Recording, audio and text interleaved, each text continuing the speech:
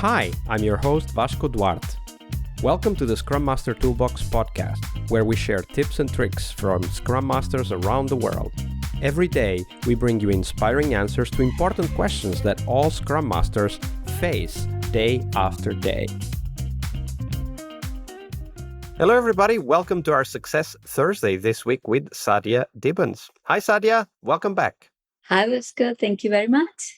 So, Sadia, on Success Thursday, we discuss success. And first, however, we start with the retrospective, such an important tool in our toolbox for exactly reaching that success. So let's start there. What is your favorite retrospective format and why?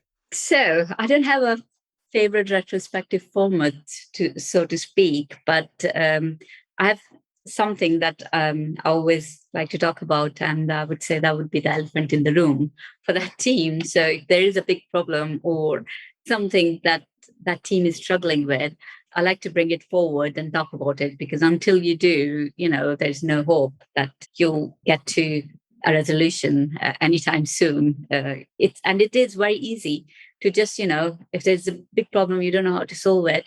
It's very easy to, just put it on the back burner and try not to think about it. We all do it. So definitely that. In terms of format, I've used so many. I mean, I've used movie themed, Lego, zombies even. And basically almost every idea on the internet. And I would say Lego definitely I've enjoyed the most, pre-COVID time, you get into the room. As long as at the end of the retro, you come up with some solid actions and you're moving forward, that's, that's the feeling that I love. It's good, it's good to have fun and, use different formats to bring all different problems and good things out of the team. But when you end the retrospective and you have some solid actions and you have a way forward, that's priceless. Absolutely.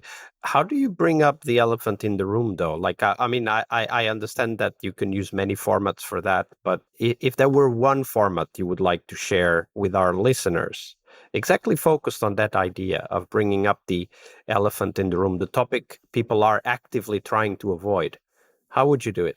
So I find that trying something that majority of the team could connect with usually helps with that. So it's kind of a distraction sort of method, so to speak. So, for example, if there's a movie that a few of the team members are interested in, and it might be that in your understanding, those people will be the best people to bring this elephant, start talking about this elephant in the room. Use that format, because it's easier for people, in my opinion, to talk about something if they feel comfortable and a little bit distracted by the theme of it all as well. Because, if I ask you, for example, what's your biggest worry at the moment? It's difficult to answer that question, isn't it? The question becomes too concrete, right? That's it, yeah. But if if you use different themes and use something that the team can relate to, in my experience, that has helped. Absolutely. Great tip. So, Sadia, now we turn our attention to the big question, the success question. So share with us, what's your definition of success for the Scrum Master role? So for me, there's a few things. So there are a number of things combined together that sort of form what success looks like for Scrum Master. I would say there is the work itself, there is the delivery, the focus on delivery, there is the self-organizing teams and all that, which is the how the work is done. So I think both are important. What work is done as well as how it is done.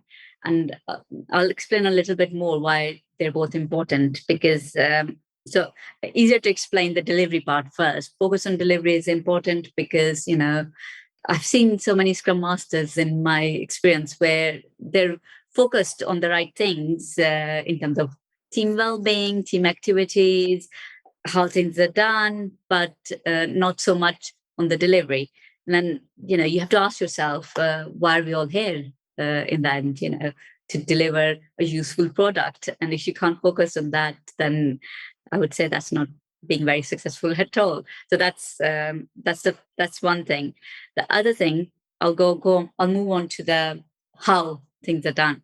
So why is that important? If as long as the work is getting delivered, who cares how it's done?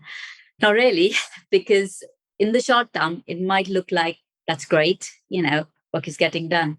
But if you're not doing it the right way, if you're not focusing on how it's done for the long term, it can be really bad for the organization. And I'll give you an example. Well, I'll give you 2 words: technical debt. So you keep delivering, that's great, move on to the next big thing and the next big thing. But if the teams are not doing it right, if they are building technical debt, then in a few years' time, you're basically sort of doomed, really. Not to be too over dramatic, but that's what it is. Depending on what kind of technical debt you're building, it can be fatal to an organization.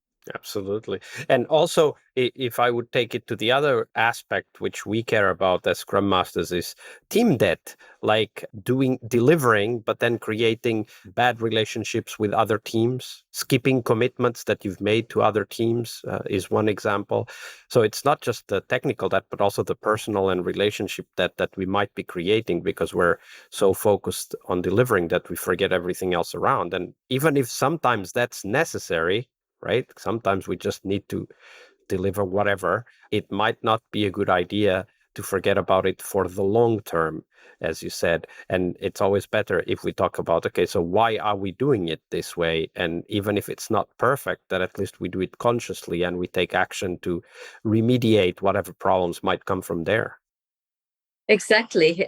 As you've said, it will eventually come back and bite you if you're building that with either people or technology. It always does, doesn't it? Yeah, absolutely. That's also a great reminder that as Scrum Masters, our domain of intervention is not just getting teams to work well, it's also how they work with their environment and with each other. Obviously, that's clear, but also with their environment, like stakeholders, as we've talked about several times already this week, with other teams on which they might depend on, or other teams that might have dependencies on them, etc. One last thing I want to talk about in terms of Scrum Master success.